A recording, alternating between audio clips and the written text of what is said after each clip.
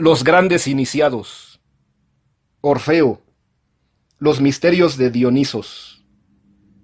Cómo se agita en el inmenso universo, cómo se arremolinan y buscan esas almas inúmeras que brotan de la gran alma del mundo. Ellas van de un planeta a otro y lloran en el abismo la patria perdida. Son tus lágrimas, Dionisos. Oh gran espíritu, oh divino libertador. Vuelve tus hijas a tu seno de luz. Fragmento órfico. Eurídice, oh luz divina, dijo Orfeo al morir. Eurídice, gimieron al romperse las 7 cuerdas de su lira, y su cabeza que rueda para siempre por el río de los tiempos, clama aún, Eurídice, Eurídice. Leyenda de Orfeo. 1. La Grecia prehistórica.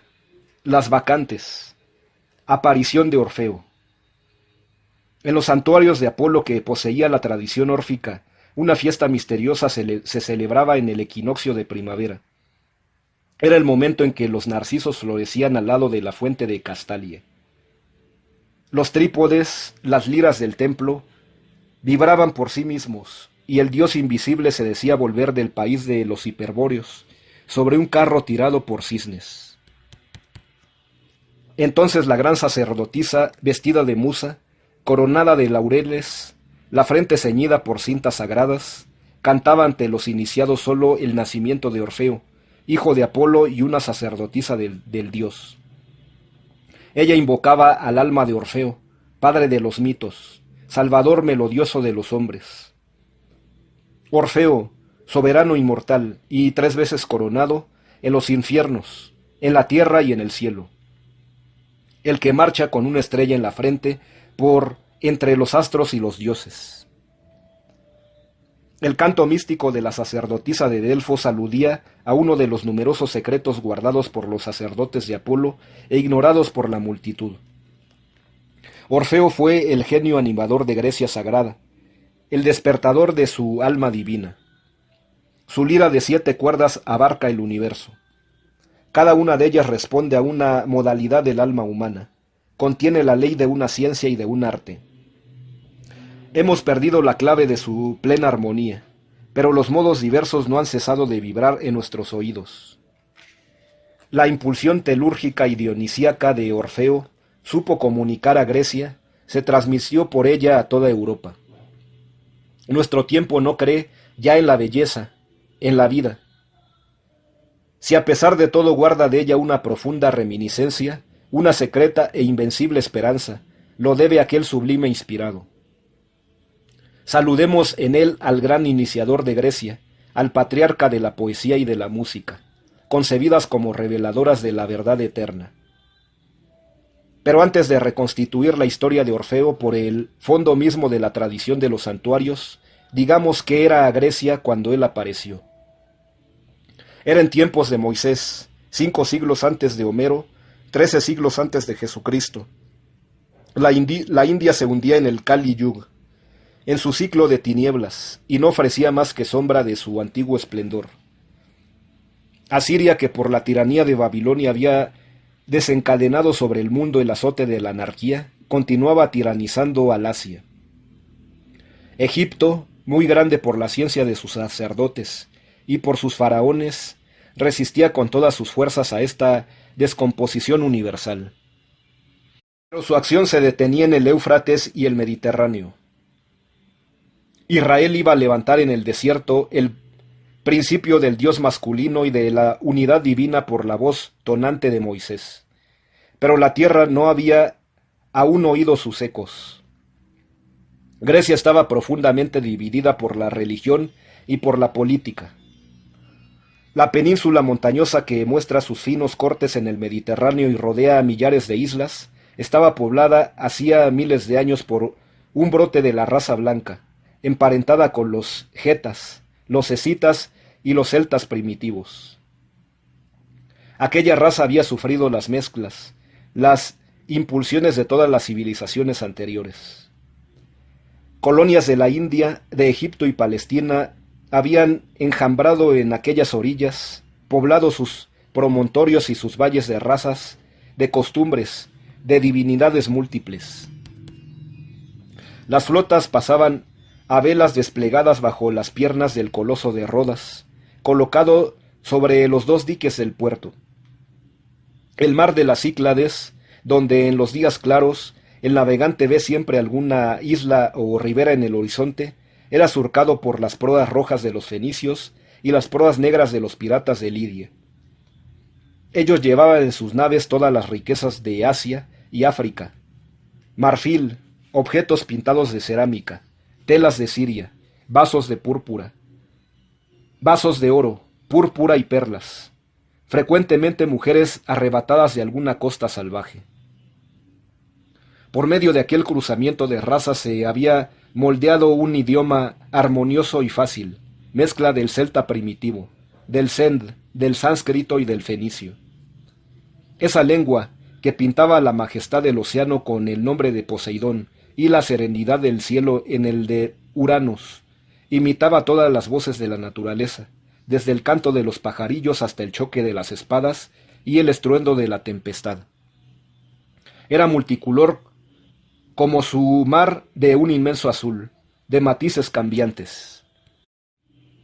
Multisonante como las olas que murmuran en sus golfos o mugen sobre sus innumerables arrecifes. Polufloboyo, Thalassa, como dice Homero. Con aquellos comerciantes o aquellos piratas iban con frecuencia sacerdotes que les dirigían o les mandaban como dueños. Escondían ellos en sus barcas una imagen de madera de una divinidad cualquiera.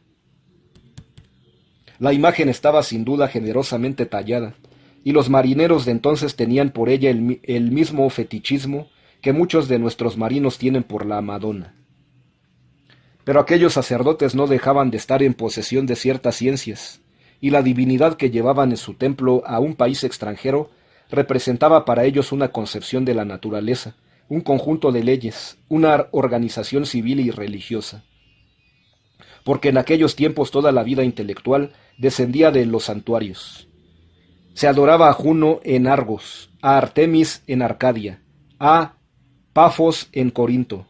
La Astarte fenicia se había convertido en la Afrodita nacida de la espuma de las olas.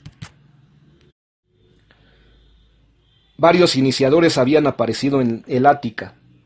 Una colonia egipcia había llevado a Eleusis el culto de Isis bajo la forma de Demeter, esto es Ceres, madre de los dioses. Erechtea había establecido entre el monte Himeto y el Pentélico el culto de una diosa virgen, hija del cielo azul, amiga del olivo y de la sabiduría. Durante las invasiones a la primera señal de alarma, la población se refugiaba en el Acrópolis y se agrupaba alrededor de la diosa como alrededor de una viviente victoria. Sobre las divinidades locales reinaban algunos dioses masculinos y cosmogónicos, pero relegados a las altas montañas, eclipsados por el cortejo brillante de las divinidades femeninas, tenía poca influencia.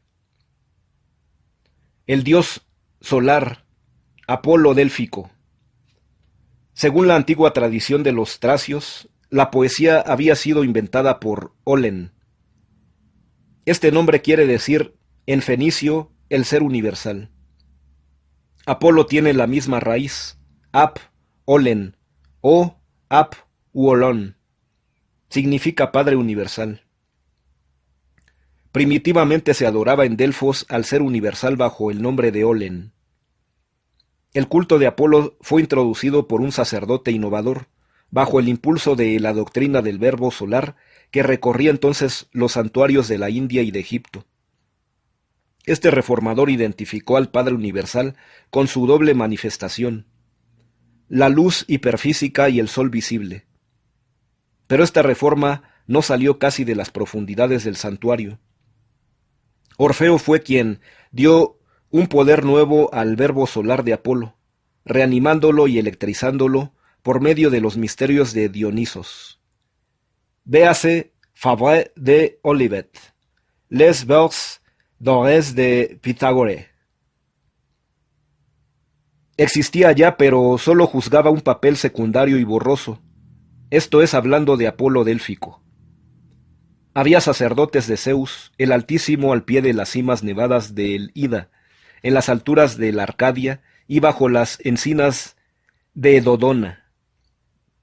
Pero el pueblo prefería al Dios misterioso y universal, las diosas que representaban a la naturaleza en sus potencias seductoras o terribles, los ríos subterráneos de la Arcadia, las cavernas de las montañas que descienden hasta las entrañas de la tierra, las erupciones volcánicas en las islas del mar Egeo, habían llevado desde tiempos remotos a los griegos hacia el culto de las fuerzas misteriosas de la tierra. En sus alturas como en sus profundidades, la naturaleza era presentida, temida y venerada. Como todas aquellas divinidades no tenían centro social ni síntesis religiosa, se hacían entre sí una guerra encarnizada. Los templos enemigos, las ciudades rivales, los pueblos divididos por el rito, por la ambición de los sacerdotes y de los reyes, se odiaban, desconfiaban unos de otros y se combatían en sangrientas luchas. Pero tras la Grecia estaba la Tracia salvaje y ruda. Hacia el norte, enfiladas de montañas cubiertas de robles gigantescos y coronadas de peñascos, se seguían en grupos ondulantes, se desarrollaban en circos enormes o se enmarañaban en macizos nudosos. Los vientos del septentrión desgastaban sus flancos y un cielo con frecuencia tempestuoso barría sus cimas. Los pastores de los valles y los guerreros de las llanuras pertenecían a la fuerte raza blanca, a la gran reserva de los dorios de Grecia. Raza varonil por excelencia que se marca en la belleza por la acentuación de los rasgos, la decisión del carácter y en la fealdad por lo terrible y grandioso que se encuentra en la careta de las medusas y de las antiguas gorgonas. Como todos los pueblos antiguos que recibieron su organización de los misterios, como Egipto, Israel, la Etruria, Grecia tuvo su geografía sagrada, en que cada comarca venía a ser el símbolo de una región puramente intelectual y subterránea del espíritu. ¿Por qué la Tracia fue siempre considerada por los griegos como el país santo por excelencia, el país de la luz y la verdadera patria de las medusas? Traquia, según Fauré de Olivet, deriva del fenicio Baquiwa, el espacio etéreo o el firmamento. Lo que hay de cierto es que para los poetas y los iniciados de Grecia, como Píndaro, Esquilo o Platón, el nombre de la Tracia tenía un sentido simbólico y significaba el país de la pura doctrina y de la poesía sagrada que de ella procede. Esta palabra tenía pues para ellos un sentido filosófico e histórico. Filosóficamente designaba una región intelectual, el conjunto de las doctrinas y de las tradiciones que hacen proceder al mundo de una inteligencia divina. Históricamente aquel nombre recordaba el país y la raza donde la doctrina y la poesía dórica, este vigoroso brote del antiguo espíritu ario, había aparecido al principio para florecer enseguida en Grecia por el santuario de Apolo. El uso de este género de simbolismo está aprobado por la historia posterior. En Delfos había una clase de sacerdotes tracios. Eran los guardianes de la alta doctrina. El tribunal de los anfictiones estaba antiguamente defendido por una guardia tracia, es decir, por una guardia de guerreros iniciados. La tiranía de Esparta suprimió aquella falange incorruptible y la reemplazó por los mercenarios de la fuerza bruta. Más tarde, el verbo tracisar fue aplicado irónicamente a los devotos de la antigua doctrina.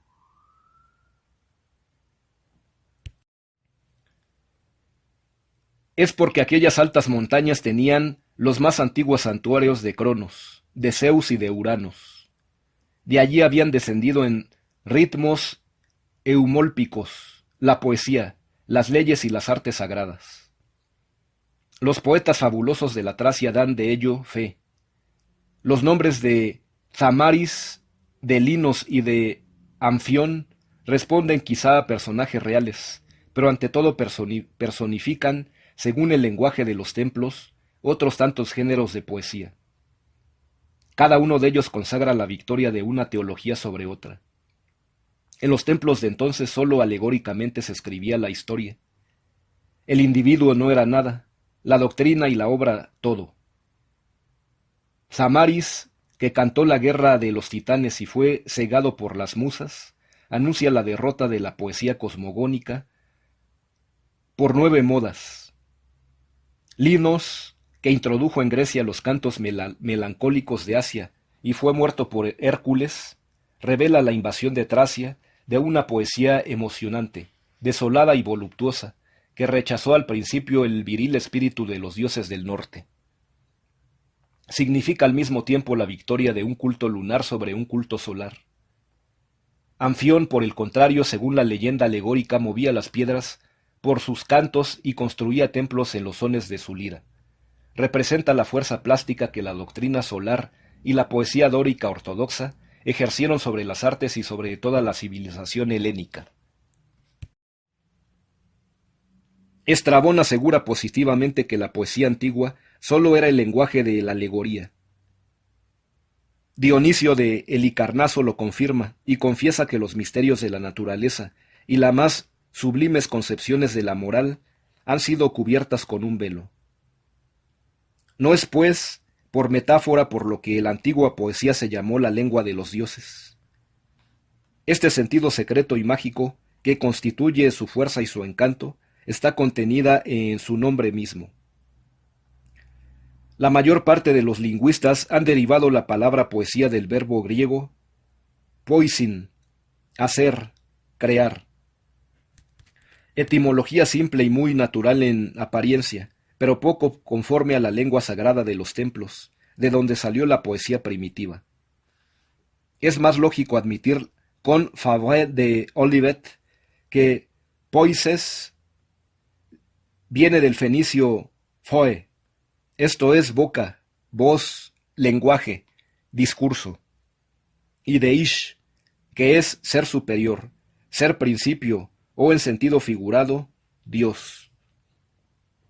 El etrusco aes o aesa, el galo aes, el escandinavo ase, el copto os, que se refiere a señor, el egipcio Osiris, tienen la misma raíz.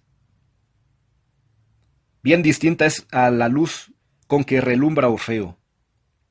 Brilla él a través de las edades con el rayo personal de un genio creador, cuya alma vibra de amor, en sus viriles profundidades por el eterno femenino, y en sus últimas profundidades le respondió ese eterno femenino que vive y palpita bajo una triple forma en la naturaleza, en la humanidad y en el cielo. La adoración de los santuarios, la tradición de los iniciados, el grito de los poetas, la voz de los filósofos, y más que todo su obra, la Grecia orgánica, atestiguan su viviente realidad. En aquellos tiempos la Tracia era presa de una lucha profunda, encarnizada. Los cultos solares y los cultos lunares se disputaban la supremacía. Esta guerra entre los adoradores del sol y de la luna no era, como podía creerse, la fútil disputa de dos supersticiones. Estos dos cultos representan dos teologías, dos cosmogonías, dos religiones y dos organizaciones sociales absolutamente opuestas. Los cultos uránicos y los solares tenían sus templos en las alturas y en las montañas. Sacerdotes varones, leyes severas. Los cultos lunares reinaban en las selvas, en los valles profundos. Tenían sacerdotisas, mujeres, ritos voluptuosos, la práctica desarreglada de las artes ocultas y el gusto de la orgía. Había guerra a muerte entre los sacerdotes del sol y las sacerdotisas de la luna. Lucha de sexos, lucha antigua, inevitable, abierta o escondida, pero eterna entre el principio masculino y el principio femenino, entre el hombre y la mujer, que llena la historia con sus alternativas, y en la que se juega el secreto de los mundos. Del mismo modo que la fusión perfecta del masculino y del femenino constituye la esencia misma y el misterio de la divinidad, así el equilibrio de estos dos principios puede únicamente producir las grandes civilizaciones. En toda Tracia como en Grecia, los dioses masculinos, cosmogónicos y solares, habían sido relegados a las altas montañas, a los países desiertos. El pueblo les prefería en el cortejo inquietante de las divinidades femeninas que evocan las pasiones peligrosas y las fuerzas de la naturaleza. Estos últimos cultos atribuían a la divinidad suprema el sexo femenino. Espantosos abusos comenzaban a resultar de este estado de cosas. Entre los tracios, las sacerdotisas de la luna o la triple Hécate habían hecho acto de la supremacía apropiándose el viejo culto de Baco, dándole un carácter sangriento y temible. El signo de su victoria había tomado el nombre de Bacantes, como para marcar su dominio, el reino soberano de la mujer, su poder sobre el hombre. Alternativamente, magas, seductoras y sacrificadores sangrientas de víctimas humanas tenían su santuario en valles salvajes y recónditos. ¿Por qué sombrío encanto, por qué ardiente curiosidad hombres y mujeres eran atraídos hacia aquellas soledades de vegetación tropical y grandiosa? Formas desnudas, danzas lascivas en el fondo de un bosque, luego risas, un gran grito, y 100 bacantes se lanzaban sobre el profano que debía jurarlas sumisión o perecer. Las bacantes domesticaban panteras y leones, que hacían aparecer en sus fiestas. Por la noche, con serpientes enroscadas en los brazos, se arrodillaban ante la triple Hécate. Luego, en rondas frenéticas, evocaban a Baco subterráneo, de doble sexo, y de cabeza de toro, pero desgraciado del extranjero, desgraciado del sacerdote de Júpiter o de Apolo, que fuera a espiarlas. Inmediatamente era descuartizado. El Baco con cabeza de toro se vuelve a encontrar en el 29º himno órfico. Es un recuerdo del antiguo culto que en ningún modo pertenece a la pura tradición de Orfeo, porque éste depuró completamente y transfiguró el Baco popular en Dioniso celeste, símbolo del espíritu divino que evoluciona a través de todos los reinos de la naturaleza. Cosa curiosa, volvemos a encontrar el Baco infernal de las bacantes en el Satán de cabeza de toro que adoraban las brujas de la Edad Media en sus aquelarres nocturnos. Es el famoso Baphomet. La Iglesia, para desacreditar a los templarios, les acusó de pertenecer a la secta que le adoraba. Las bacantes primitivas fueron pues las druidesas de Grecia. Muchos jefes tracios continuaban fieles a los viejos cultos varoniles, pero las bacantes se habían insinuado entre algunos de sus reyes que reunían a las costumbres bárbaras, el lujo y los refinamientos del Asia. Ellas les habían seducido por la voluptuosidad y dominado por el terror. De este modo los dioses habían dividido la Tracia en dos campos enemigos. Pero los sacerdotes de Júpiter y Apolo, sobre sus cimas desiertas, acompañadas por el rayo, eran impotentes contra Hécate, que vencía en los valles ardientes y que desde sus profundidades comenzaba a amenazar a los altares de los hijos de la luz. En esta época había aparecido en Tracia un hombre joven, de raza real y dotado de una seducción maravillosa. Se decía que era hijo de una sacerdotisa de Apolo. Su voz melodiosa tenía un encanto extraño. Hablaba de los dioses en un ritmo nuevo y parecía inspirado. Su blonda cabellera, orgullo de los dorios, caía en ondas doradas sobre sus hombros y la música que fluía de sus labios prestaba un contorno suave y triste a las comisuras de su boca. Sus ojos, de un profundo azul, irradiaban fuerza, dulzura y magia.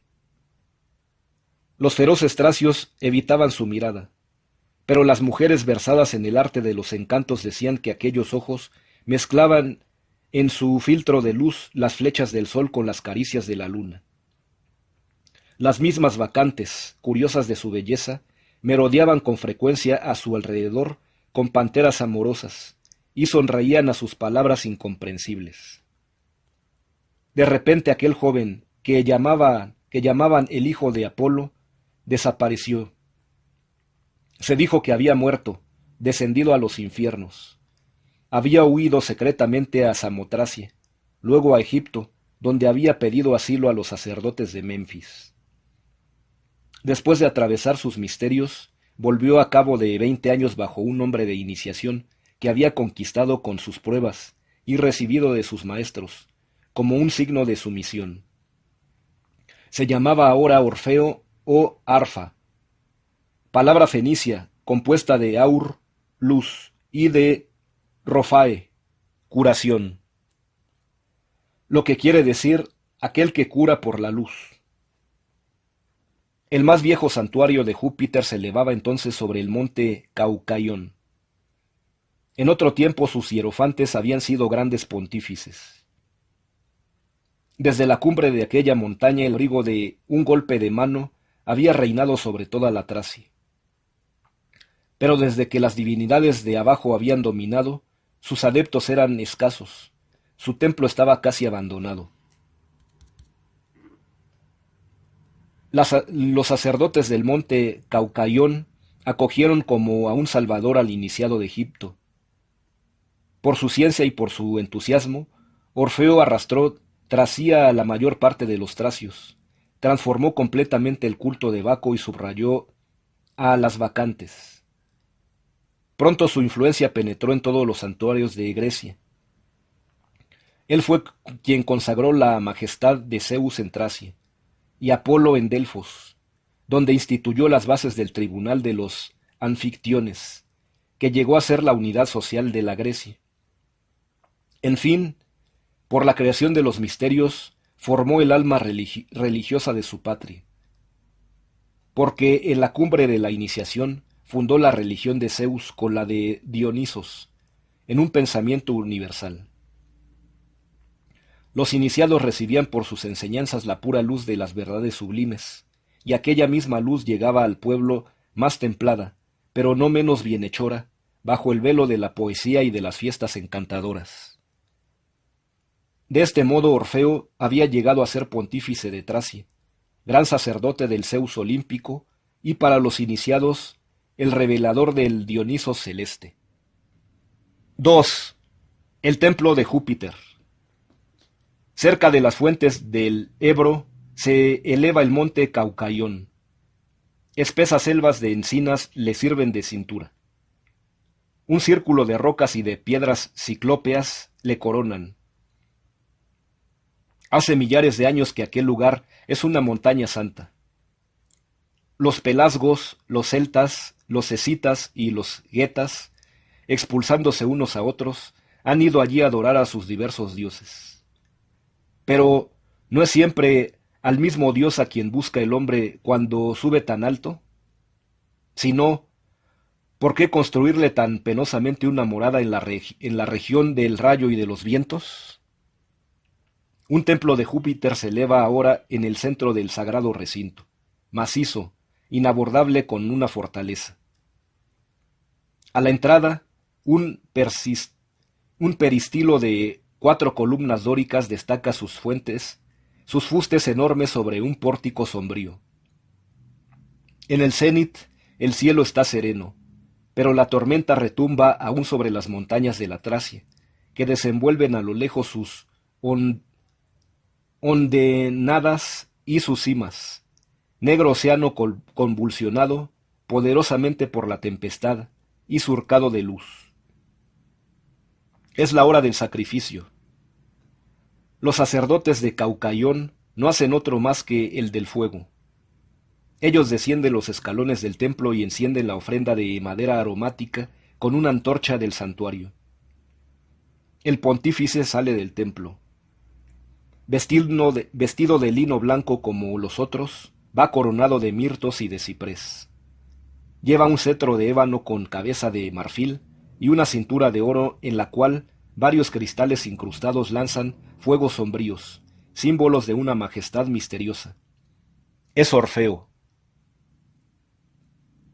Llevaba él de la mano a su discípulo, hijo de Delfos, que pálido, tembloroso y encantado espera las palabras del gran inspirado con el escalofrío de los misterios. Orfeo lo ve y para calmar al novicio elegido de su corazón, pone dulcemente sus brazos sobre sus hombros. Sus ojos sonríen, pero de repente resplandecen. Y mientras que a sus pies los sacerdotes giran alrededor del altar y cantan el himno del fuego, Orfeo solemnemente, dice al novicio amado palabras de iniciación que caen en el fondo de su corazón como un licor divino. He aquí las palabras aladas de Orfeo al joven discípulo. Repliégate hasta el fondo de ti mismo para elevarte al principio de las cosas, a la grande tríada que resplandece en el éter inmaculado. Consume tu cuerpo por el fuego de tu pensamiento.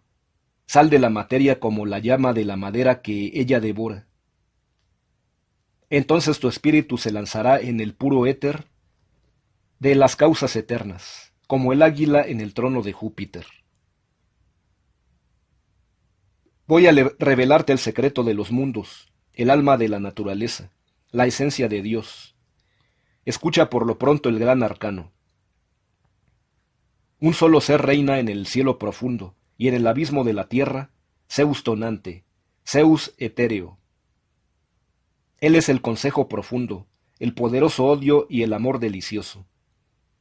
Él reina en las profundidades de la tierra, y en las alturas del cielo estrellado. Soplo de las cosas, fuego indómito, varón y hembra, rey, poder, Dios y gran maestro. Júpiter es el esposo y la esposa divina, hombre y mujer, padre y madre. De su matrimonio sagrado, de sus eternos esponsales sale incesantemente el fuego y el agua, la tierra y el éter, la noche y el día, los fieros titanes, los dioses inmutables y la semilla flotante de los hombres. Los amores del cielo y de la tierra no son conocidos de los profanos. Los misterios del esposo y de la esposa sólo a los hombres divinos son revelados. Pero yo voy a declararte lo que es verdadero. Hace un momento el trueno conmovía estas rocas, el rayo caía en ellas como un fuego viviente, una llama movible, y los ecos de las montañas retumbaban de gozo. Pero tú temblabas no sabiendo de dónde viene ese fuego ni a dónde hiere. Es el fuego viril, simiente de Zeus, el fuego creador. Él sale del corazón y del cerebro de Júpiter. Se agita en todos los seres. Cuando cae el rayo, él brota de su diestra. Pero nosotros, sus sacerdotes, sabemos su esencia. Nosotros evitamos y a veces dirigimos y desviamos sus dardos. Y ahora mire el firmamento. Ve aquel círculo brillante de constelaciones sobre el cual está lanzada la banda ligera de la Vía Láctea, polvo de soles y de mundos. Mira cómo llamea Orión, chispean los gemelos y resplandece la lira. Es el cuerpo de la esposa divina que gira en su vértigo armonioso bajo los cantos del esposo. Mira con los ojos del espíritu, tú verás su cabeza, sus brazos extendidos y levantará su velo sembrado de estrellas. Júpiter es el esposo y la esposa divina. He aquí el primer misterio. Pero ahora, hijo de Delfos, prepárate a la segunda iniciación. Estremécete, llora, goza, adora, porque tu espíritu va a sumergirse en la zona ardiente donde el gran demiurgo hace la mezcla del alma y del mundo en la copa de la vida. Y saciando la sed en esta copa embriagadora, todos los seres olvidan la mansión divina y descienden al doloroso abismo de las generaciones. Zeus es el gran demiurgo, Dionisos es su hijo, su verbo manifestado, Dionisos, espíritu radiante, inteligencia viva. Resplandecía en las mansiones de su padre, en el palacio del éter inmutable. Un día que contemplaba los abismos del cielo a través de las constelaciones, vio reflejada en la azul profundidad su propia imagen que le tendía los brazos. Enamorado de aquel bello fantasma, de su doble, se precipitó para acogerle. Pero la imagen huía siempre y le atraía al fondo del abismo. Por fin se encontró en un valle umbroso y perfumado, gozando de las brisas voluptuosas que acariciaban su cuerpo. En una gruta vio a Perséfona. Maya, la bella tejedora, tejía un velo en el que se veía ondear las imágenes de todos los seres. Ante la Virgen Divina se detuvo mudo de admiración. En este momento los fieros titanes, las libres titánidas, le vieron. Los primeros celosos de su belleza, las otras llenas de un loco amor, se lanzaron sobre él como los elementos furiosos y le despedazaron. Luego, habiéndose distribuido sus miembros, los hicieron hervir en el agua y enterraron su corazón. Júpiter aniquiló con sus rayos a los titanes y Minerva llevó al éter el corazón de Dionisos, que allí se convirtió en un sol ardiente. Pero del humo del cuerpo de Dionisos han salido las almas de los hombres que suben hacia el cielo. Cuando las pálidas sombras se hayan unido al corazón flameante del dios, se encenderán como llamas, y Dionisos entero resucitará más vivo y poderoso que nunca en las alturas del Empíreo. He aquí el misterio de la muerte de Dionisos. Ahora escucha el de su resurrección. Los hombres son la carne y la sangre de Dionisos. Los hombres saciados con sus miembros esparcidos, que se buscan retorciéndose en el crimen y el odio, en el dolor y el amor, a través de millares de existencias. El color ígneo de la tierra, la cima de las fuerzas de abajo, les atrae siempre hacia el abismo, les desgarra más y más. Pero nosotros los iniciados, nosotros que sabemos lo que hay arriba y lo que está abajo, somos los salvadores de las almas, los Hermes de los dioses. Como imanes les atraemos, atraídos nosotros por los dioses. De este modo, por celestes encantamientos, reconstituimos el cuerpo viviente de la divinidad. Hacemos llorar al cielo y regocijarse a la tierra. Y como preciosas joyas llevamos en nuestros corazones las lágrimas de todos los seres para cambiarlas en sonrisas. Dios muere en nosotros renace. Así Orfeo habló. El discípulo de Delfos se arrodilló ante su maestro, levantando los brazos con el ademán de los suplicantes. Y el pontífice de Júpiter extendió la mano sobre su cabeza, pronunciando estas palabras de consagración. Que Zeus inefable y Dionisos, 3 veces revelador, en los infiernos, en la tierra y en el cielo, sea propicio a tu juventud, y que vierta en tu corazón la ciencia profunda de los dioses. Entonces el iniciado, dejando el perisplo del templo, fue a echar stria al fuego del altar e invocó 3 veces a Zeus tonante. Los sacerdotes giraron en un círculo a su alrededor, cantando un himno. El pontífice rey había quedado pensativo bajo el pórtico, el brazo apoyado sobre una estela. El discípulo volvió a él. Melodioso Orfeo dijo: Hijo amado de los inmortales y dulce médico de las almas, desde el día que te oí cantar los himnos de los dioses en la fiesta de Apolo Délfico, has encantado mi corazón y te he seguido siempre. Tus cantos son como un licor embriagador, tus enseñanzas como un amargo brebaje que alivia el cuerpo fatigado y reparte en sus miembros una fuerza nueva. Áspero es el camino que conduce desde aquí a los dioses, dijo Orfeo, que parecía responder a voces internas más bien que a su discípulo. Una florida senda, una pendiente escarpada, y después rocas frecuentadas por el rayo con el espacio inmenso alrededor. He aquí el destino del vidente y del profeta sobre la tierra. Hijo mío, quédate en los senderos floridos de la vasta llanura y no busques más allá. Mi sed aumenta a medida que tú quieres calmarla, dijo el joven iniciado. Me has instruido en lo que respecta a la esencia de los dioses. Pero dime, gran maestro de los misterios, inspirado del divino Eros, ¿podré verlos alguna vez? Con los ojos del espíritu, dijo el pontífice de Júpiter, pero no con los del cuerpo. Tú aún no sabes ver más que con estos últimos. Preciso es un gran trabajo y grandes dolores para abrir los ojos internos. Tú sabes abrirlos, Orfeo. Contigo, ¿qué puedo temer? ¿Los quieres? Echa pues, en Tesalia, en el valle encantado de Tempe, se eleva un templo místico, cerrado a los profanos. Allí es donde Dionisos se manifiesta a los novicios y a los videntes. Para dentro de un año te invito a su fiesta, y sumergiéndote en un sueño mágico abriré tus ojos sobre el mundo divino. Sea hasta entonces casta tu vida y blanca tu alma.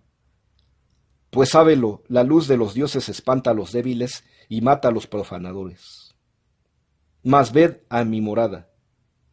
Te daré el libro necesario a tu preparación. El maestro entró con el discípulo délfico en el interior del templo y le condujo a la gran sala que le estaba reservada. Allí ardía una lámpara egipcia siempre encendida, que sostenía un genio alado de metal forjado. Allí estaban encerrados en cofres de cedro perfumado numerosos rollos de papiros cubiertos y de jeroglíficos egipcios y caracteres fenicios, así como también los libros escritos en lengua griega por Orfeo y que contenían su ciencia mágica y su doctrina secreta. Entre los numerosos libros perdidos que los escritores órficos de Grecia atribuían a Orfeo, había los argonáuticos, que trataban de la grande obra hermética. Una Demetreida, un poema sobre la madre de los dioses al que correspondía una cosmogonía. Los cantos sagrados de Baco o el espíritu puro que tenían por completo una teogonía. Sin hablar de otras obras como el velo o la red de las almas, el arte de los misterios de los ritos, el libro de las mutaciones, química y alquimia, los coribantos o los misterios terrestres y los temblores de la tierra, la anemoscopía, ciencia de la atmósfera, una botánica natural y mágica, etcétera, etcétera. El maestro y el discípulo se entretuvieron en la sala durante una parte de la noche. 3. Fiesta dionisiaca en el valle de Tempe. Pausanias cuenta que todos los años una teoría iba desde Delfos al valle de Tempe para coger el laurel sagrado. Esta usanza significativa recordaba a los discípulos de Apolo su relación con las iniciaciones órficas, y que la inspiración primera de Orfeo era el tronco antiguo y vigoroso, del que el templo de Delfos cogía las ramas siempre jóvenes y vivas. Esta fusión entre la tradición de Apolo y la tradición de Orfeo se señala de otro modo en la historia de los templos. En efecto, la célebre disputa entre Apolo y Baco por el trípode del templo no tiene otro sentido. Baco, dice la leyenda, cedió el trípode a su hermano y se retiró al Parnaso. Esto quiere decir que Dionisos y la iniciación órfica quedaron como privilegio de los iniciados, mientras que Apolo daba sus oráculos al exterior. Estamos en Tesalia, en el fresco valle de Tempe. Había llegado la noche santa, consagrada por Orfeo a los misterios de Dionisos. Guiado por uno de los servidores del templo, el discípulo de Delfos marchaba por un desfiladero estrecho y profundo, bordeado por rocas a pico. En la noche solo se oía el murmullo del río que fluía entre sus verdes orillas. Por fin la luna llena se mostró tras una montaña. Su disco amarillento salió entre las rocas sumidas en la oscuridad. Su luz sutil y magnética se difundió en las profundidades, y de repente el valle encantado apareció en una claridad paradisíaca. Por un momento se reveló por completo, con sus hondadas cubiertas de césped, sus bosquecillos de fresnos y de álamos, sus cristalinos manantiales, sus grutas veladas por hiedras colgantes, y su río sinuoso rodeado islotes de árboles o corriendo bajo bóvedas de ramaje. Un vapor amarillento, un sueño voluptuoso envolvía las plantas. Suspiros de ninfas parecían hacer palpitar el espejo de las fuentes, y vagos sonidos de flautas escapaban de los rosales inmóviles. Sobre todas las cosas se cernía el silencioso encanto de Diana. El discípulo de Delfos caminaba como en un ensueño. A veces se detenía para respirar el delicioso perfume de la madre selva y del laurel. Pero la mágica claridad solo duró un instante. La luna quedó cubierta por una nube. Todo se volvió negro. Las rocas tomaron de nuevo sus formas amenazadoras, y luces errantes brillaron por todas partes bajo la espesura de los árboles, a la orilla del río y en las profundidades del valle. Son los mistos que se ponen en camino, dijo el anciano guía del templo. Cada cortejo tiene su guía portantorcha. Vamos a seguirlos. Los viajeros encontraron coros que salían de los bosques y se ponían en marcha. Primero vieron pasar a los mistos del Baco joven, adolescentes vestidos con largas túnicas de finísimo lino y coronados de hiedra. Llevaban copas de madera tallada, símbolo de la copa de la vida. Luego llegaron hombres jóvenes, robustos y vigorosos. Eran los devotos de Hércules luchador. Llevaban cortas túnicas, piernas desnudas, cubiertas las espaldas por una piel de león y coronas de olivo sobre su cabeza. Después vinieron los inspirados, los mistos de Baco sacrificado, llevando alrededor del cuerpo una piel cebrada de panteras, cintas de púrpura en los cabellos y el tirso en mano. Al pasar cerca de una caverna, vieron posternados a los devotos de Aedón y de Eros subterráneo. Eran hombres que lloraban a parientes o amigos muertos y cantaban en voz baja: «Aedón, Aedón, devuélvenos los seres que nos has arrebatado o haznos descender a tu reino». El viento se abismaba en la caverna y parecía prolongarse bajo tierra con risas y sollozos fúnebres. De repente, un misto se volvió hacia el discípulo de Delfos y le dijo: «Has franqueado el umbral de Aedón, no volverás a ver la luz de los vivos». Otro, al pasar, le deslizó estas palabras al oído: «Sombra a la sombra volverás, tú que vienes de la noche, vuelve al Erebo», y se alejó corriendo. El discípulo de Delfos se sintió helado de espanto y murmuró a su guía: «¿Qué quiere decir esto?». El servidor del templo pareció no haber oído y solamente dijo: «Es preciso pasar el puente. Nadie puede evitarlo». A poco atravesaron un puente de madera sobre el río Peneo. «¿De dónde vienen?», dijo el neófito, «esas voces lastimeras y esa lamentosa melopea. ¿Quiénes forman esas largas filas de sombras blancas que marchan bajo los álamos? Son mujeres que van a iniciarse en los misterios de Dionisos. ¿Saben sus nombres? Aquí nadie conoce el nombre de los demás y cada uno olvida el suyo propio. Porque del mismo modo que a la entrada del sagrado recinto los devotos dejan sus vestiduras sucias para bañarse en el río y vestirse con limpias ropas de lino, así también cada uno deja su nombre para tomar otro. Durante 7 noches y 7 días es preciso transformarse, pasar a otra vida. Mira estas multitudes de mujeres. No están agrupadas por familias o patria, sino por el Dios que las inspira. Vieron desfilar jóvenes coronadas de narcisos con peplos azulados, que el guía llamaba las ninfas compañeras de Perséfona. Llevaban castamente en sus brazos cofrecillos, urnas, vasos votivos.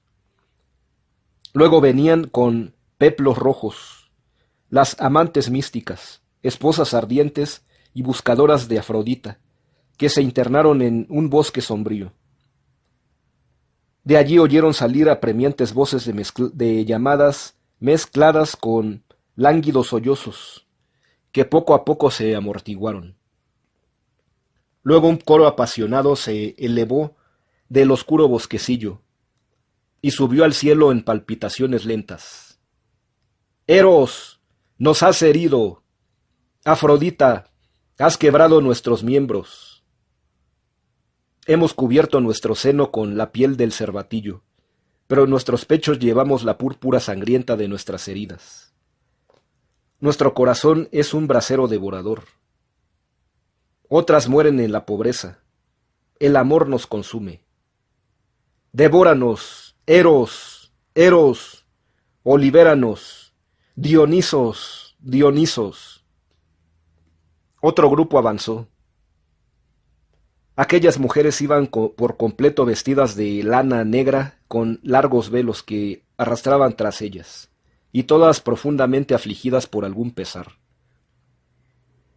El guía dijo que eran las desconsoladas de Perséfona. En aquel lugar se encontraba un gran mausoleo de mármol cubierto de hiedra. Se arrodillaron ellas a su alrededor, hicieron sus tocados y lanzaron grandes gritos. A la estrofa del deseo respondieron con la antiestrofa del dolor. Perséfona, decían, has muerto, rebatada por Aedón, has descendido al imperio de la muerte. Nosotras que lloramos al bien amado, somos unas muertas en vida. Que no renazca el día, que la tierra que te cubre, oh gran diosa, nos dé el sueño eterno, y que mi sombra vague abrazada a la sombra querida. Escúchanos, Perséfona, Perséfona. Ante aquellas escenas extrañas, bajo el delirio contagioso de aquellos profundos dolores, el discípulo de Delfos se sintió invadido por 1000 sensaciones contrarias y atormentadoras. Le parecía que no era el mismo. Los deseos, los pensamientos, las agonías de todos aquellos seres se habían convertido en sus agonías y deseos. Su alma se hacía pedazos para pasar a 1000 cuerpos. Su angustia mortal le penetraba. Ya no sabía si era un hombre o una sombra.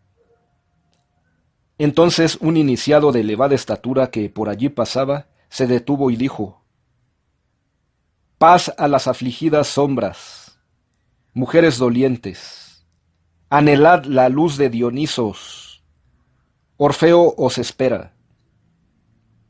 Todas le rodearon en silencio, deshojando sus coronas de asfodelos, y él con su tirso les mostró el sendero. Las mujeres fueron a beber a una fuente vecina, con copas de madera. Las teorías se volvieron a formar y el cortejo continuó la marcha. Las jóvenes habían tomado la delantera. Cantaban un treno con ese estribillo: agitad las adormideras, bebed en la corriente del leteo, dadnos la flor deseada, y que florezca el narciso para nuestras hermanas. Perséfona, Perséfona. El discípulo caminó mucho tiempo aún, acompañado por el guía. Atravesó praderas de asfodelos y pasó bajo la sombra negra de los álamos de triste murmullo. Oyó canciones lúgubres que flotaban en el aire y venían sin saber de dónde. Vio suspendidas a los árboles horribles caretas y figuras de cera simulando niños en pañales. Aquí y allá las barcas atravesaban el río con gentes silenciosas como muertos. Por fin el valle se ensanchó, el cielo se fue iluminando sobre las altas cimas, y apareció la aurora. A lo lejos se divisaban las sombras, las sombrías gargantas del monte Osa, surcadas de abismos en que se amontonaban las rocas desplomadas. Más cerca, en medio de un anfiteatro de montañas, sobre una colina cubierta de bosque, brillaba el templo de Dionisos. El sol doraba ya las altas cimas. A medida que se aproximaron al templo, veían llegar de todas partes cortejos de devotos, multitudes de mujeres, grupos de iniciados. Estas gentes, graves en apariencia, más agitadas interiormente por una tumultuosa esperanza, se reunieron al pie de la colina y subieron al santuario. Todos se saludaban como amigos, agitando los ramos y los tirsos. El guía había desaparecido, y el discípulo de Delfos se encontró, sin saber cómo, en un grupo de iniciados de brillantes cabellos, adornados con coronas y cintas de colores diversos. Jamás los había visto. Sin embargo, creía reconocerlos por una reminiscencia llena de felicidad. Ellos también parecían esperarle, pues le saludaban como a un hermano y le felicitaban por su feliz llegada. Conducido por su grupo y como transportado sobre alas, subió hasta los más altos escalones del templo, cuando un rayo de luz deslumbradora entró en sus ojos. Era el sol naciente que lanzaba su primera flecha en el valle e inundaba con sus rayos brillantes aquella multitud de devotos e iniciados, agrupados en las escalinatas del templo y por toda la colina. Enseguida un coro entonó el peán.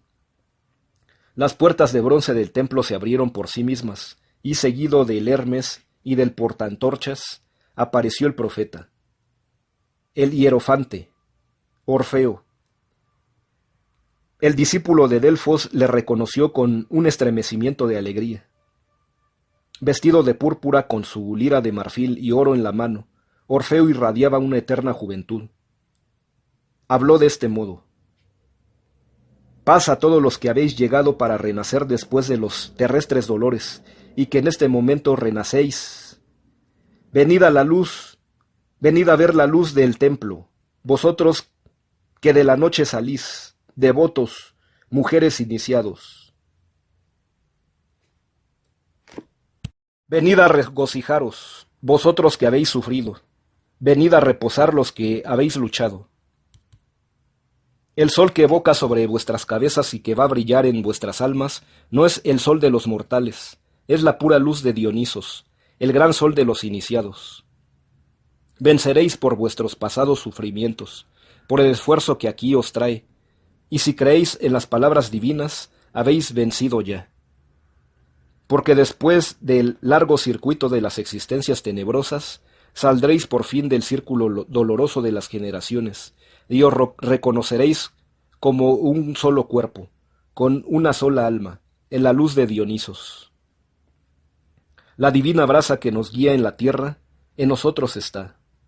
Ella se convierte en antorcha del templo, estrella en el cielo. Así se difunde la luz de la verdad.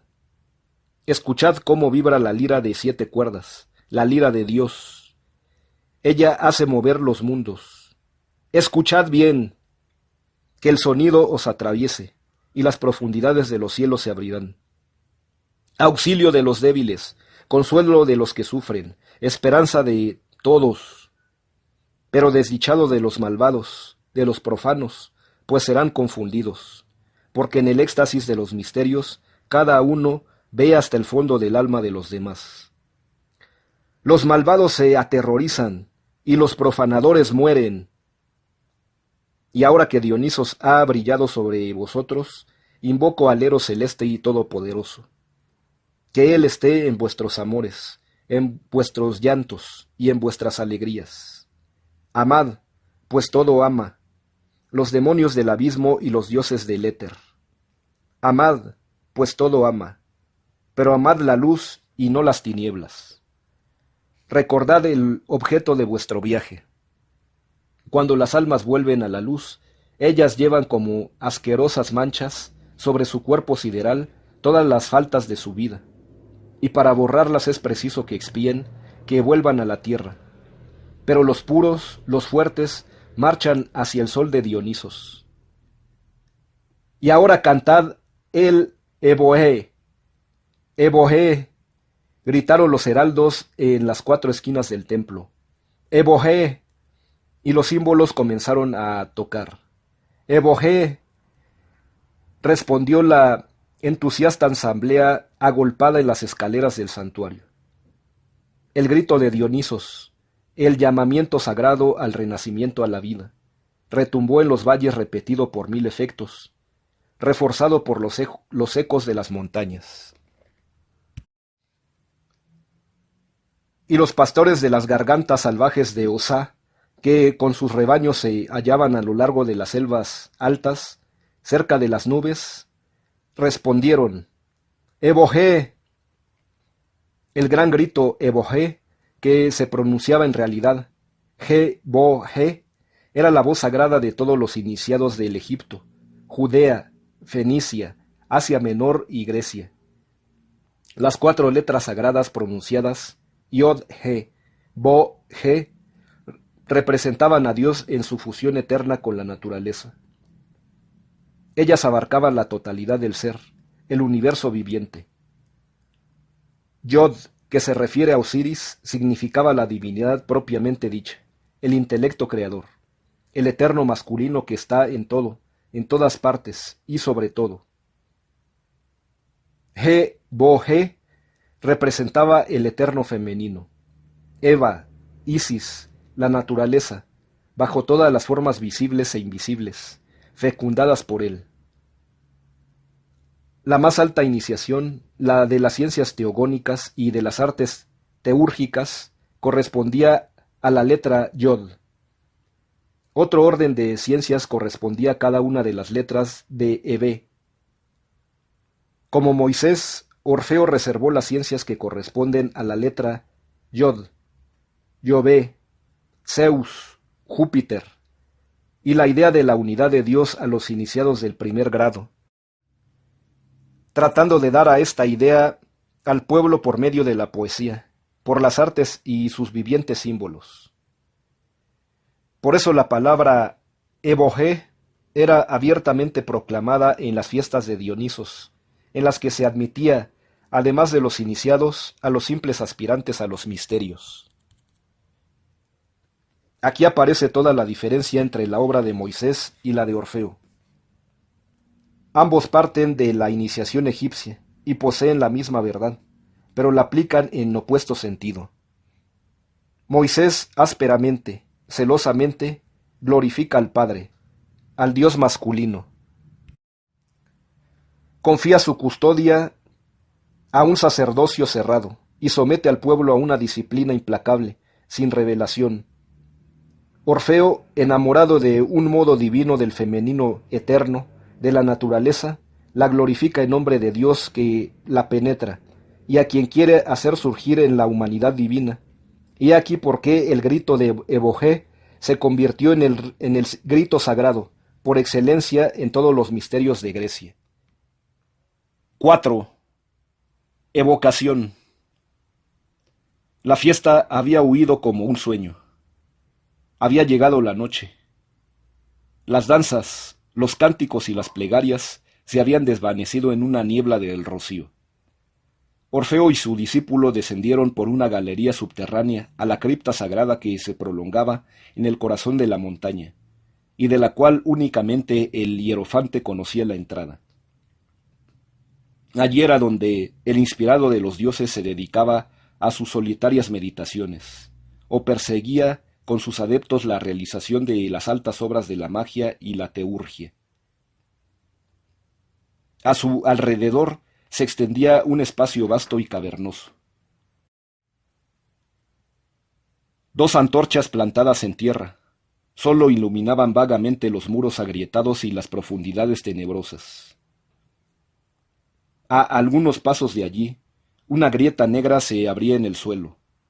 Un viento cálido salía de ella, y aquel abismo parecía descender a las entrañas de la tierra. Un pequeño altar donde ardía un fuego de laurel seco y una esfinge de pórfido guardaban sus bordes.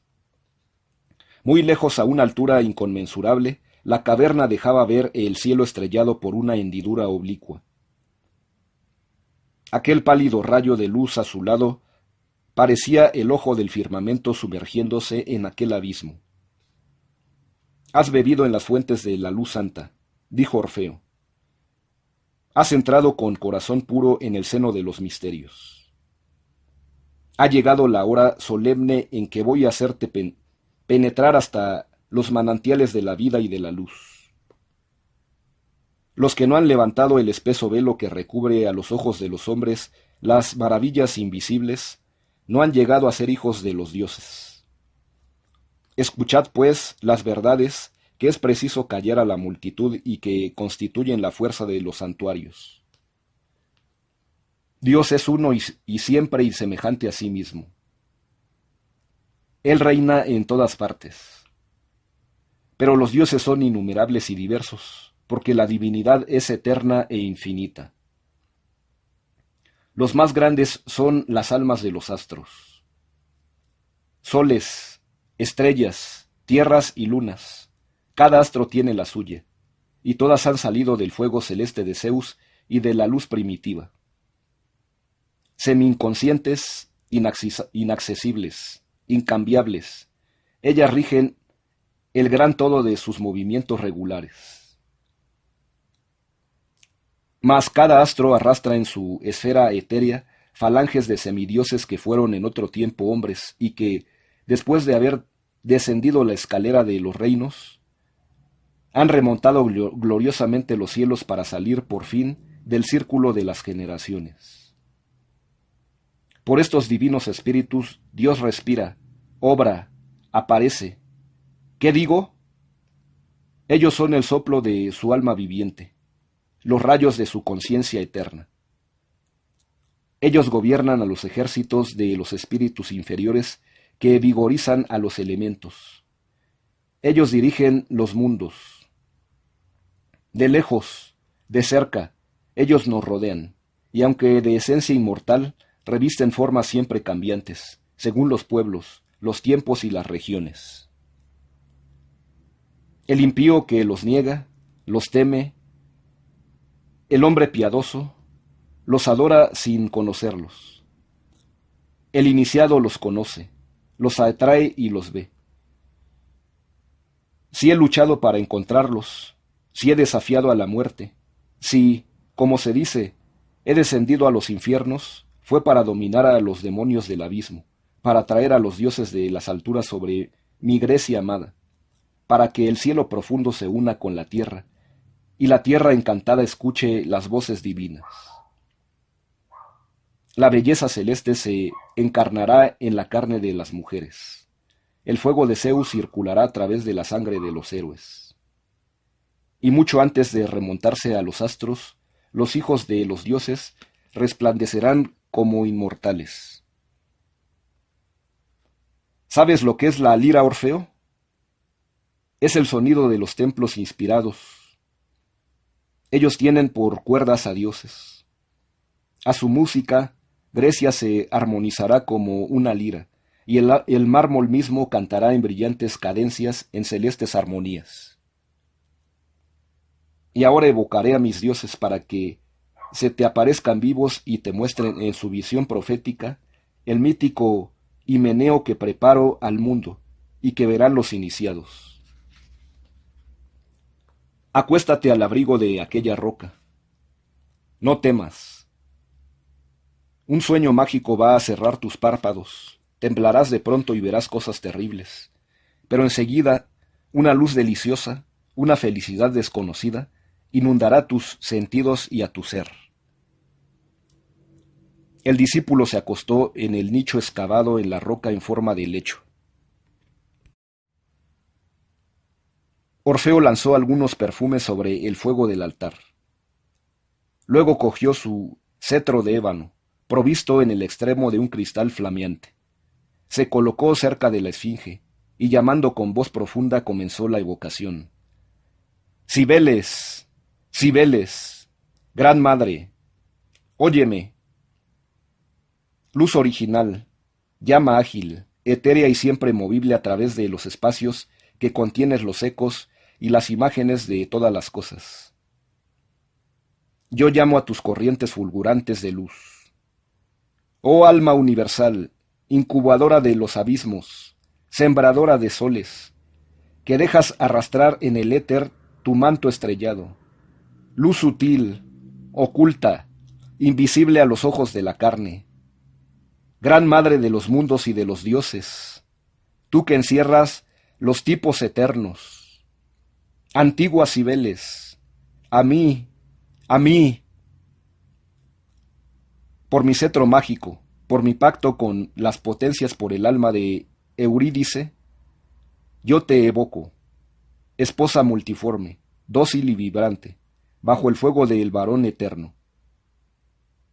De lo más alto de los espacios, de lo más profundo de los abismos, de todas partes, llega, afluye, llena esta caverna de tus efluvios. Rodea al hijo de los misterios con una muralla de diamante, y hazle ver en tu seno profundo los espíritus del abismo, de la tierra y de los cielos. A estas palabras, un trueno subterráneo conmovió las profundidades del abismo, y toda la montaña tembló. Un sudor frío heló el cuerpo del discípulo. Ya no veía a Orfeo más que a través de una humareda creciente. Por un instante trató de luchar contra un poder formidable que lo dominaba. Pero su cerebro quedó sumergido, su voluntad aniquilada. Tuvo las angustias de un ahogado que traga el agua a pleno pulmón y cuya horrible convulsión termina en las tinieblas de la inconsciencia. Cuando volvió al conocimiento, la noche reinaba a su alrededor.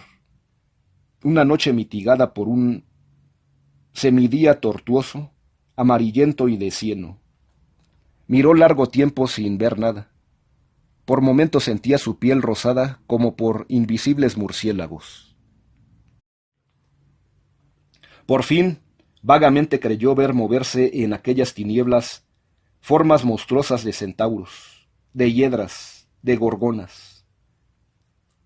Pero la primera cosa que divisó distintivamente fue una gran figura de mujer sentada sobre un trono. Estaba envuelta en un largo velo de fúnebres pliegues, sembrado de estrellas pálidas, y llevaba una corona de adormideras. Sus grandes ojos abiertos velaban inmóviles. Masas de sombras humanas se movían a su alrededor, como pajarillos fatigados, y murmuraban a media voz.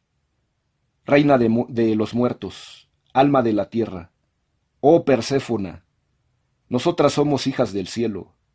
¿Por qué estamos sumidas en el reino de las sombras?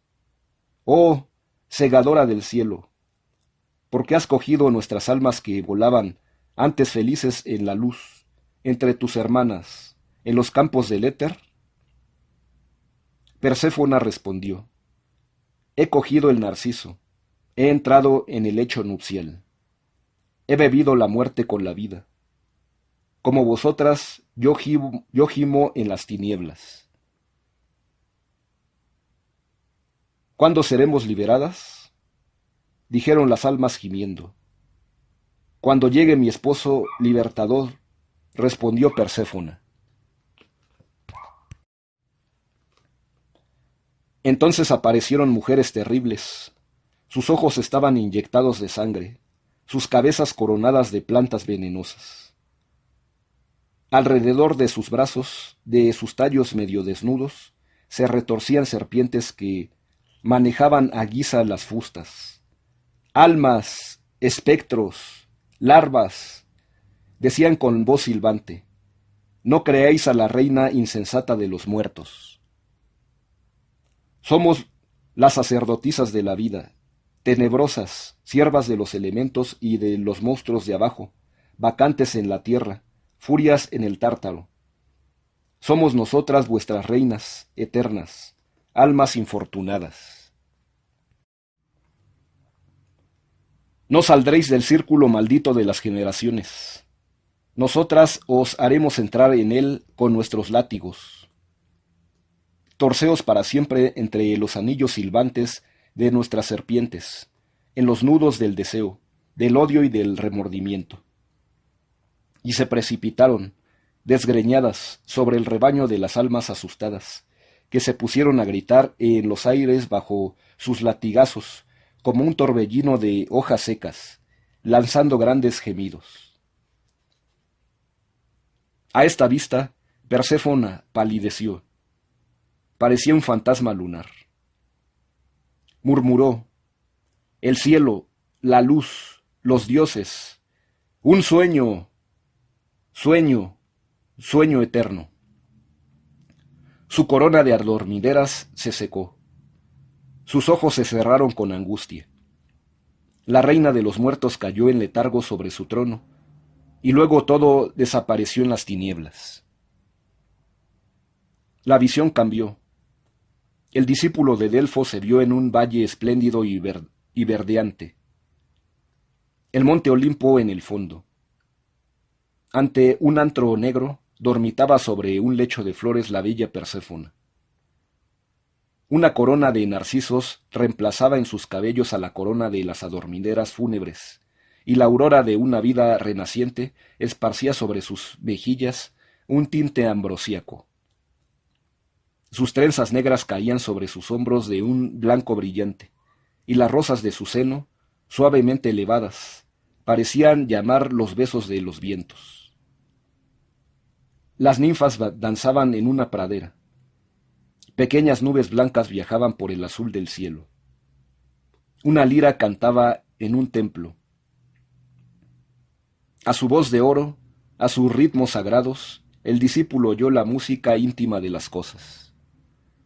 Porque de las hojas, de las ondas, de las cavernas, salía una melodía incorpórea y tierna. Y las voces lejanas de las mujeres iniciadas que guiaban sus coros a las montañas, llegaban a su oído en cadencias quebradas. Unas, desesperadas, llamaban al dios.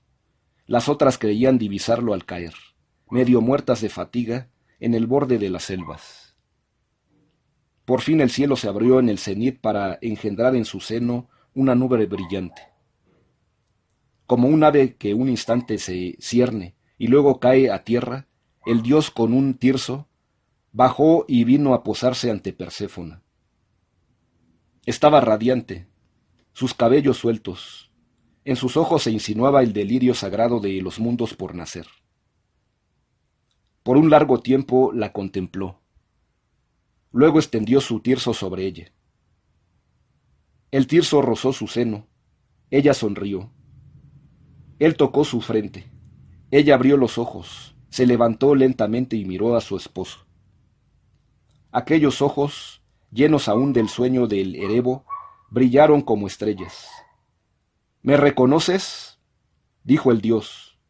Oh, Dionisos, dijo Perséfona. Espíritu divino, verbo de luz, luz celeste que resplandece bajo la forma humana. Cada vez que te despiertas creo vivir por primera vez, los mundos renacen en mi recuerdo. El pasado, el futuro, se vuelve en inmortal presente, y siento en mi corazón irradiar el universo. Al mismo tiempo, sobre las montañas, en un lindero de nubes plateadas, aparecieron los dioses curiosos e inclinados hacia la tierra. Abajo grupos de hombres, de mujeres y de niños salidos de los valles, de las cavernas, miraban a los inmortales en un embeleso celeste. Himnos inflamados subían de los templos con oleadas de incienso. Entre la tierra y el cielo se preparaba uno de esos esponsales que hacen concebir a las madres, héroes y dioses. Ya un matiz rosáceo se había difundido por el paisaje. Ya la reina de los muertos, transformada en la divina segadora. Subía hacia el cielo arrebatada en los brazos de su esposo. Una nube púrpura los envolvió, y los labios de Dionisos se posaron sobre la boca de Perséfona. Entonces un inmenso grito de amor salió del cielo y de la tierra, como si el estremecimiento sagrado de los dioses, pasando sobre la gran lira, quisiera desgarrar todas sus cuerdas, lanzar sus sonidos a todos los vientos. Al mismo tiempo brotó de la divina pareja una fulguración, un huracán de luz cegadora, y todo desapareció. Por un momento el discípulo de Orfeo se sintió como abismado en la fuente de todas las vidas, sumergido en el sol del ser. Pero sumergido en su brasa incandescente, volvió a subir con sus alas celestes, y como relámpago atravesó los mundos para alcanzar en los límites el sueño extático del infinito. Cuando volvió a sus sentidos corporales, estaba sumido en la negra oscuridad. Una lira luminosa brillaba sobre las tinieblas. Ella huía, y se convirtió en estrella. Entonces únicamente el discípulo vio que estaba en la cripta de las evocaciones, y que aquel punto luminoso era la hendidura lejana de la caverna abierta hacia el firmamento. Una gran sombra estaba en pie ante él. Reconoció a Orfeo en largos bucles y en el cristal flamígero de su cetro. «Hijo de Delfos, ¿de dónde vienes?», dijo el hierofante. «Oh maestro de los iniciados, celeste encantador, maravilloso Orfeo, he tenido un sueño divino. ¿Habrá sido un encanto o un don de los dioses? ¿Qué ha pasado? ¿Ha cambiado el mundo? ¿Dónde estoy ahora? Has conquistado la corona de la iniciación y has vivido en mi sueño. La Grecia inmortal. Pero salgamos de aquí, porque para que todo se cumpla es preciso que yo muera y que tú vivas». 5. La muerte de Orfeo. Los robles de la selva bramaban fustigados por la tempestad en las faldas del monte Caucaión. El trueno rugía a golpes redoblados sobre las rocas desnudas y hacía temblar el templo de Júpiter hasta en sus cimientos. Los sacerdotes de Zeus estaban reunidos en una cripta consagrada del santuario, y sentados en sus asientos de bronce, formaban un semicírculo. Orfeo estaba en el centro, como un acusado. Estaba más pálido que de costumbre, pero una llama profunda salía de sus ojos serenos. El más anciano de los sacerdotes elevó su voz grave como la de un juez. «Orfeo, tú, el llamado hijo de Apolo, a quienes hemos nombrado pontífice y rey, a quienes hemos dado el cetro místico de los dioses, reina sobre la Tracia por el arte real y sacerdotal. Has elevado en esta comarca los templos de Júpiter y de Apolo, y has hecho relucir en la noche de los misterios el sol divino de Dionisos. Mas, ¿sabes bien el peligro que nos amenaza? Tú que conoces los temibles secretos, tú que más de una vez nos has predicho el porvenir, y que de lejos nos has hablado a tus discípulos apareciéndote en sueños. ¿Ignoras lo que pasa a tu alrededor? En tu ausencia, las salvajes bacantes, las sacerdotisas malditas, se han reunido en el valle de Hécate. Guiadas por Aglaonice, la maga de Tesalia, han persuadido a los jefes de las orillas de Ebrus para que restablezcan el culto de la sombría Hécate, y amenazan con destruir el templo de los dioses viriles y todos los altares del Altísimo. Excitados por bocas ardientes, guiados por sus antorchas incendiarias, 1000 guerreros tracios acampan al pie de esta montaña y mañana asaltarán el templo, excitados por el aliento de esas mujeres vestidas con la piel de pantera, ávidas de la sangre masculina. Aglaonice, la gran sacerdotisa de la tenebrosa Hécate, las conduce. Es la más terrible de las magas, implacable y encarnizada como una furia. Debes conocerla. ¿Qué dices de esto? Lo sabía todo, dijo Orfeo, y todo ello tenía que llegar. Entonces, ¿por qué no has hecho nada para defendernos? Aglaonice ha jurado degollarnos sobre nuestros altares, cara al viento viviente que adoramos.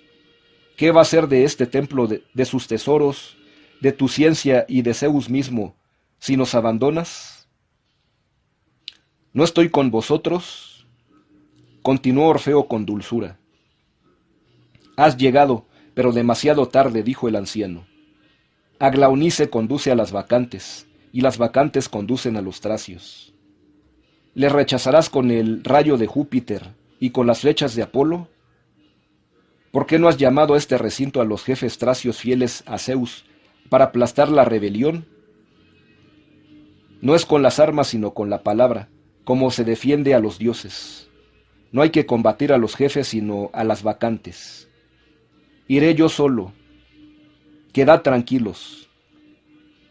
Ningún profano franqueará este sagrado recinto. Mañana terminará el reino de las sanguinarias sacerdotisas.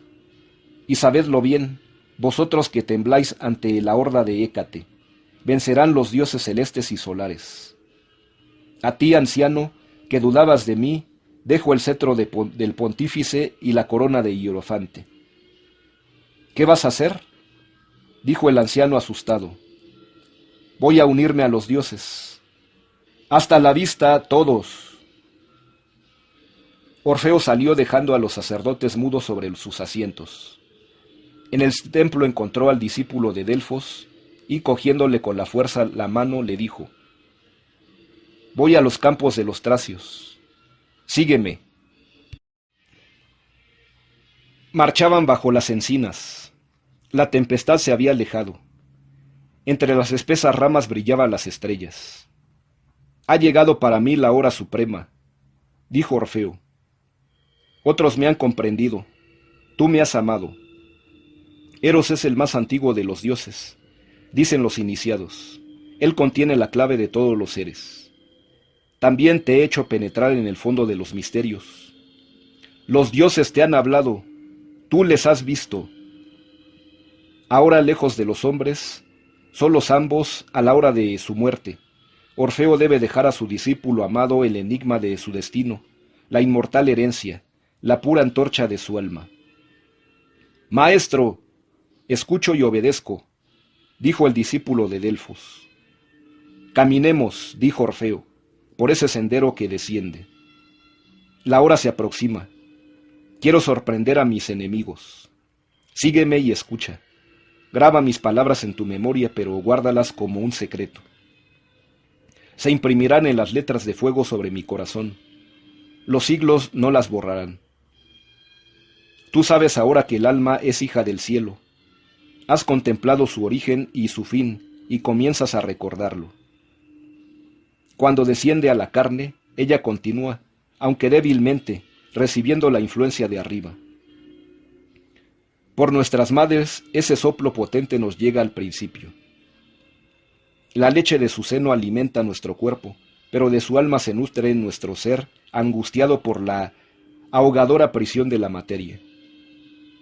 Mi madre era sacerdotisa de Apolo. Mis primeros recuerdos son los de un bosque sagrado, un templo solemne, una mujer que me lleva en sus brazos, envolviéndome en su suave cabellera como en un cálido vestido. Los objetos terrestres, los semblantes humanos me llenaban de horrible terror. Pero enseguida mi madre me apretaba en sus brazos, encontraba su mirada, y ella inundaba en una divina reminiscencia del cielo. Pero aquel rayo murió en el gris sombrío de la tierra. Un día mi madre desapareció. Había muerto. Privado de su mirada, apartado de sus caricias, quedé espantado en mi soledad. Habiendo visto correr la sangre de un sacrificio, tomé horror al templo y descendí a los valles tenebrosos.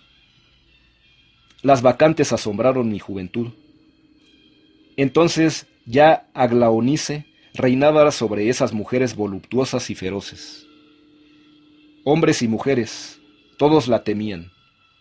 Ella respiraba un sombrío deseo y aterrorizaba. esta hija de Tesalia ejercía sobre quienes se aproximaban a ella un atractivo fatal. Por las artes de la infernal Hécate atraía a las jóvenes a su valle embrujado y las instruía en su culto. Aglaonice había puesto sus ojos sobre Eurídice. Se había obstinado en atraer a aquella virgen con un designio perverso, con un amor desenfrenado, maléfico. Quería arrastrar a aquella joven al culto de las bacantes, dominarla, entregarla a los genios infernales después de haber marchitado su juventud. Ya ella la había envuelto en sus promesas seductoras, en sus encantos nocturnos. Atraído yo, por no sé qué presentimiento al valle de Hécate, caminaba un día por las altas hierbas de una pradera llena de plantas venenosas. Reinaba el horror de las proximidades de los bosques fecundados por las bacantes. Pasaban por ellos bocanadas de perfumes, como el cálido soplo del deseo. Vi a Eurídice, que caminaba lentamente, sin verme, hacia un antro, como fascinada por un objeto invisible. A veces una frívola risa salía del bosque de las bacantes, otras un extraño suspiro. Eurídice se detenía temblorosa, incierta, y luego continuaba su marcha, como atraída por mágico poder. Sus bucles de oro flotaban sobre sus hombros blancos, sus ojos de narciso nadaban en la embriaguez, mientras marchaba en la boca del infierno. Pero yo había visto el cielo latente en su mirada. «Eurídice», exclamé, cogiendo su mano. «¿A dónde vas?» Como despierta de un sueño, lanzó un grito de horror y salvación, y cayó en mi seno. Entonces el divino Eros nos dominó, y por una mirada, Eurídice y Orfeo fueron esposos para siempre. Entretanto, Eurídice, que me había abrazado en su temor, me mostró la gruta como un gesto de espanto. Me aproximé y vi allí una mujer sentada. Era Aglaonice. Cerca de ella una pequeña estatua de Hécate en cera pintada de rojo, blanco y negro, que tenía un látigo. Ella murmuraba palabras encantadas, haciendo mover su rueca mágica, y sus ojos fijos en el vacío parecían devorar su presa. Rompí la rueca, pisoteé la Hécate, y atravesado a la maga con la mirada exclamé: «Por Júpiter, te prohíbo pasar en Eurídice bajo la pena de muerte, porque, sabedlo, los hijos de Apolo no te temen». Aglaonice, suspensa, se retorció como una serpiente bajo mi gesto, y desapareció en su caverna, lanzándome una mirada de odio mortal. Conduje a Eurídice a las proximidades del templo. Las vírgenes de Erebo, coronadas de jacinto, cantaron: «Himeneo, Himeneo», a nuestro alrededor, y conocí la felicidad. La luna solo 3 veces había cambiado, cuando una bacante empujada por la hija de Tesalia presentó a Eurídice una copa de vino, que le daría, a su decir, la ciencia de los filtros y de las hierbas mágicas. Eurídice, curiosa, la bebió y cayó muerta. La copa contenía un veneno mortal. Cuando vi la hoguera que consumía a Eurídice, cuando vi la tumba cubrir sus cenizas, cuando el último recuerdo de su forma viviente hubo desaparecido, exclamé: «¿Dónde está su alma?». Partí desesperado y erré por toda Grecia. Perdí su evocación a los sacerdotes de Samotracia. La busqué en las entrañas de la tierra, en el cabo Tenaro, en vano. Por fin llegué al antro de Trofonio. Allí ciertos sacerdotes conducían a algunos visitantes temerarios por una grieta del suelo, hasta los lagos del fuego que hierven en el interior de la tierra, y haciéndoles ver que lo que allí pasa. Durante el descenso se entra en éxtasis, y la segunda vista se abre. Se respira apenas, la voz se apaga, no se puede hablar más que por signos. Unos se vuelven a la mitad del camino, Otros persisten y mueren asfixiados. La mayor parte de los que salen vivos se vuelven locos. Después de haber visto lo que ninguna boca debe decir, subí a la gruta y caí en profundo letargo. Durante aquel sueño de muerte, se me apareció Eurídice.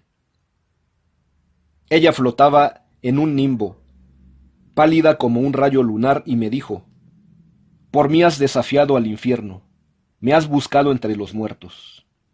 Heme aquí, vengo a verte para oír tu voz.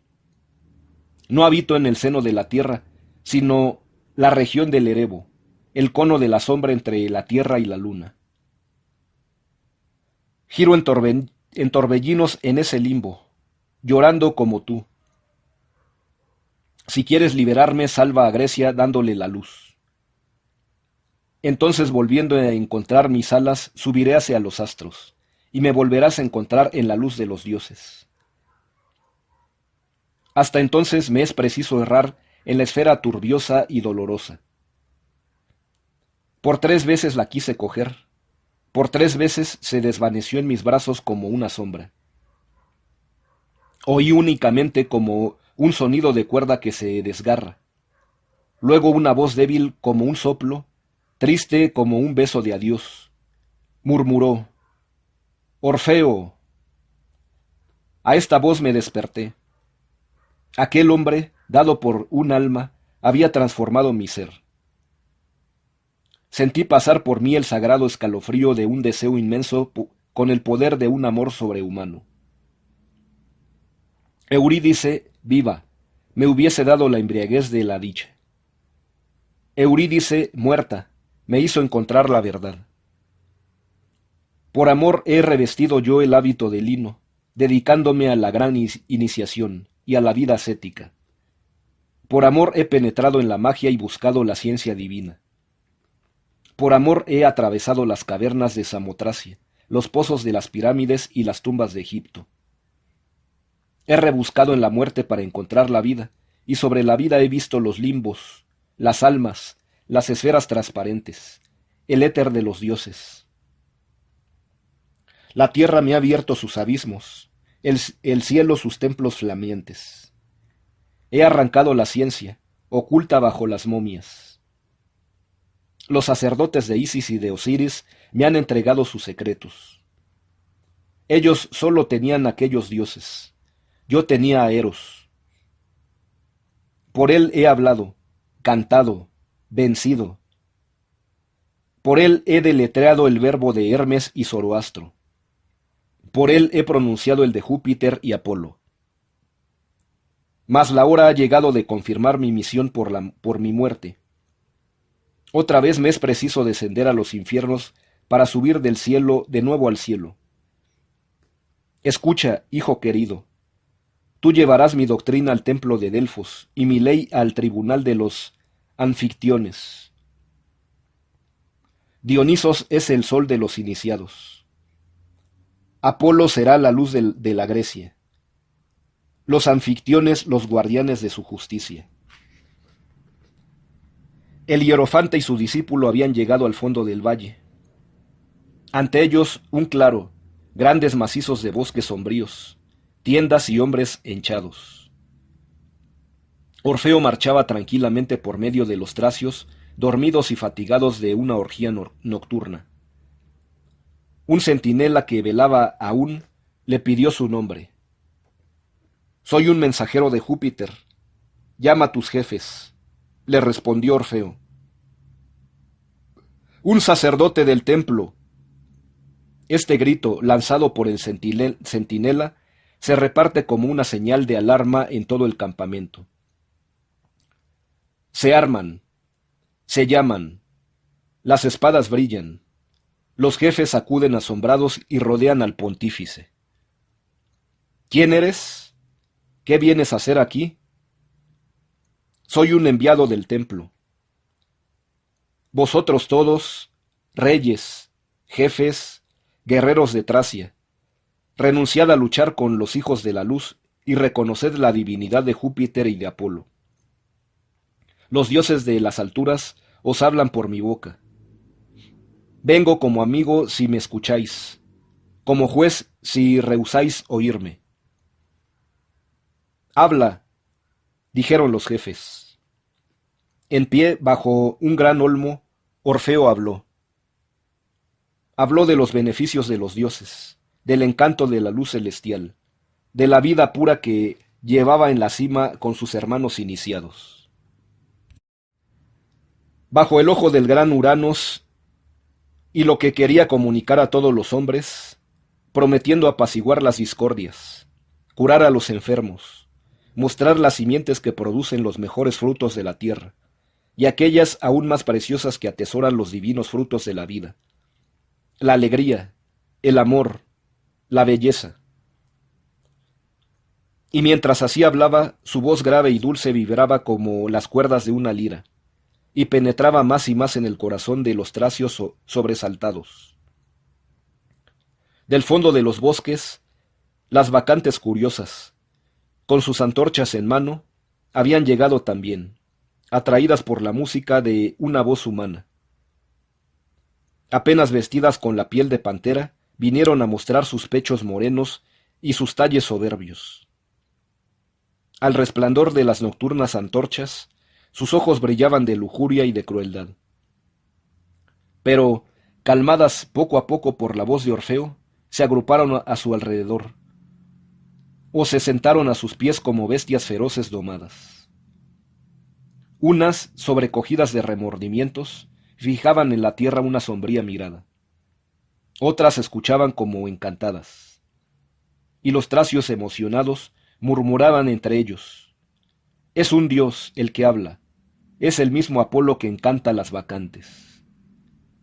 Entretanto, desde el fondo del bosque, Aglaonice espiaba. La gran sacerdotisa de Hécate, viendo a los tracios inmóviles y a las bacantes encantadas por una magia más fuerte que la suya, sintió la victoria del cielo sobre el infierno, y su poder maldito hundirse en las tinieblas, de donde había salido, bajo la palabra del divino seductor. Ella enrojeció, y lanzándose ante Orfeo con un esfuerzo violento, dijo: «Decid que es un dios, y yo os digo que es Orfeo, un hombre como vosotros, un mago que os engaña, un tirano que se ciñe vuestras coronas. Decid un dios, el hijo de Apolo, él, el sacerdote, el orgulloso pontífice. Lanzaos sobre él. Si es Dios, que se defienda, y si yo miento, desgarradme en pedazos». Aglaonice venía seguida de algunos jefes excitados por sus maleficios e inflamados por su odio. Ellos se arrojaron sobre el hierofante. Orfeo lanzó un gran grito y cayó atravesado por sus espadas. Él tendió la mano a su discípulo y dijo: «Yo muero, mas los dioses viven». Luego expiró.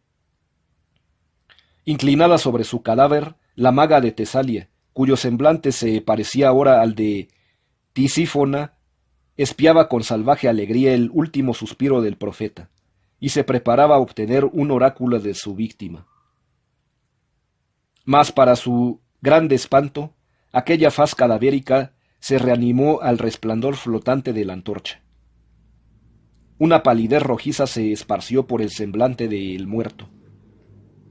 Sus ojos se abrieron agrandados, y su mirada profunda, dulce y terrible, se fijó sobre ella, mientras una voz extraña, la voz de Orfeo, se escapaba otra vez de aquellos labios temblorosos para pronunciar distantemente esas 4 sílabas, melodiosas y vengadoras: Eurídice. Ante aquella mirada, ante aquella voz, la sacerdotisa espantada se hizo atrás, exclamando: «No ha muerto. Van a perseguirme. Para siempre. Orfeo, Eurídice».